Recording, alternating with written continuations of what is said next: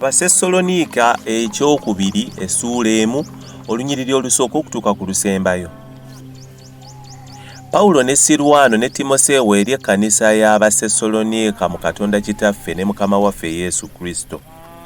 Ekisa kibeerenga gye muli n'emirembe ebiva eri Katonda Kitaffe ne Mukama waffe Yesu Kristo.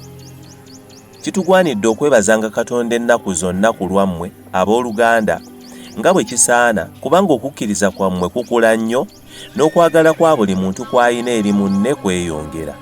Naffe bennyini n'okwenyumiriza ne twenyumiririza mu mmwe mu kkanisa za Katonda olw'okugumiikiriza kwammwe n'okukkiriza mu kuyigganyizibwa kwammwe kwonna n'okubonaabona bye mugumira.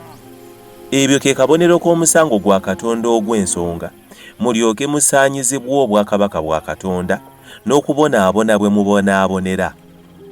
Kuba ddala kya nsonga eri Katonda okubasasula okubonaabona abo abababonyaabonya, era nammwe ababonyaabonyezebwa okubasasula okuwummula awamu naffe mu kubikkulirwa kwa Mukama waffe Yesu okuva mu ggulu awamu ne bamalayika abe ab'obuyinza mu muliro ogwaka. Aliwalana eggwanga kw'abo abatamanyi Katonda n'abo abatagondera njiri ya Mukama waffe Yesu. Balibonerezebwa n'okuzikirira okw'emirembe n'emirembe n'okugobebwa okuva mu maaso ga Mukama waffe ne mu kitiibwa ky'amaanyi ge. Bw'alijja ku lunaku olwo okuweebwa ekitiibwa mu batukuvu be n'okwewuunyizibwa mu bonna abakkiriza, kubanga okutegeeza kwaffe gye muli kwakkirizibwa ku lunaku luli.